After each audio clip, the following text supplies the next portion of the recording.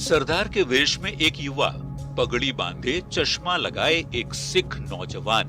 तस्वीर पंजाब के किसी युवा की नहीं है, न ही यह शख्स सिख बिरादरी से ही ताल्लुक रखता है। पगड़ी में नजर आ रहा ये व्यक्ति आज देश का प्रधानमंत्री है।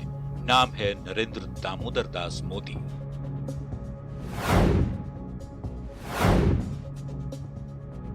आखिर क्यों नरेंद्र मोदी की ये पुरानी तस्वीर सिख के वेश में दिख रही है? तो इसके पीछे छिपी है आज से ठीक 49 साल पहले की वो कहानी जो भारतीय लोकतंत्र के इतिहास में काला अध्याय के रूप में जानी जाती है।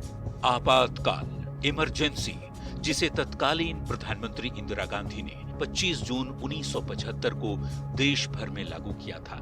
करीब 21 महीने तक चले इमरजेंसी का ये वो दौर था जिसने शासन और लोकतांत्रिक मूल्यों को हिलाकर रख दिया था।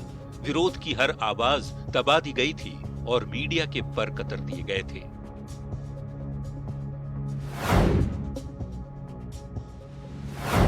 आपातकाल में चुनाव स्थगित हो गए, नागरिक अधिकारों को खत्म कर दिया गया, राजनीतिक विरोधी जेल भेज दिए गए, मीडिया पर पाबंदी लगा दी गई, फिल्मों पर सेंसर की कैंची तक चलाई गई। तब नरेंद्र मोदी की उम्र 25 साल के आसपास रही होगी। वे गुजरात में राष्ट्रीय स्वयंसेवक संघ के युवा प्रचारक के तौर पर उभर रहे थे। देश पर थोपी गई इमरजेंसी के फैसले ने इस युवा को इस कदर झकझोर दिया कि नरेंद्र मोदी ने कठोर कानूनों के खिलाफ भूमिगत आंदोलन को बेहद प्रभावी तरीके से अंजाम तक पहुंचाने की कसम खा ली थी। कई मुद्दों पर विरोध को एक मत में बदलना इतना आसान भी नहीं था। पुलिस से छिपते छिपाते, कभी सरदार की वेश में तो कभी लंबी बालों को बढ़ाकर और कभी दाढ़ी बढ़ाकर वो लगातार अपने मिशन में जुटे रहे। पुलिस हिरासत से बाहर रहकर विपक्षी नेताओं के साथ समन्वय बनाने की नरेंद्र मोदी की हर तरफ चर्चा होने लगी। आपातकाल के दौरान मोदी ने संघर्ष मां गुजरात नाम की एक किताब भी लिखी, वो भी महज 23 दिनों में अपनी याददाश्त की बदौलत। आरएसएस चाहता था कि उसके सबसे सक्रिय और प्रभावी कार्यकर्ता जेल से बाहर और रडार के नीचे रहकर भूमिगत बने रहें। आपातकाल के 21 महीनों के दौरान गुजरात का शायद ही कोई इलाका ऐसा था जहां मोदी न गए हों।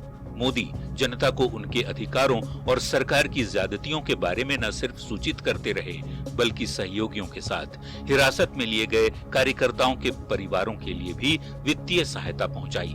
अपनी यादों को नरेंद्र मोदी की इस कविता से समझिए।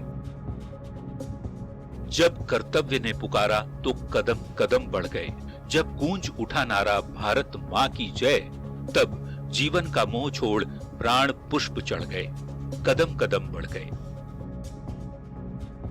49 साल बाद इमरजेंसी के उस कठोर दौर को याद कर प्रधानमंत्री मोदी यूं ही नहीं कह रहे कि देश पर थोपा गया इमरजेंसी भारतीय लोकतंत्र के इतिहास में काला धब्बा था। भारत के लोकतंत्र में जो काला धब्बा लगा था, उसके 50 वर्ष हो रहे हैं। भारत की नई पीढ़ी इस बात को कभी नहीं भूलेगी, देश को जेल खाना बना दिया गया था, लोकतंत्र को पूरी तरह दबोच दिया गया था।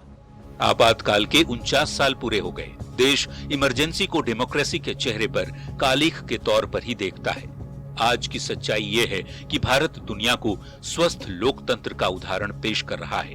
दुनिया की 5वीं से तीसरी बड़ी अर्थव्यवस्था बनने की ओर कदम बढ़ा चुका है और विकसित देशों की आंखों में आंखें डालकर बातें करता है, जो बताने के लिए काफी है कि भारत आज किस ऊंचाई पर पहुंच चुका है। Bureau report, news 18।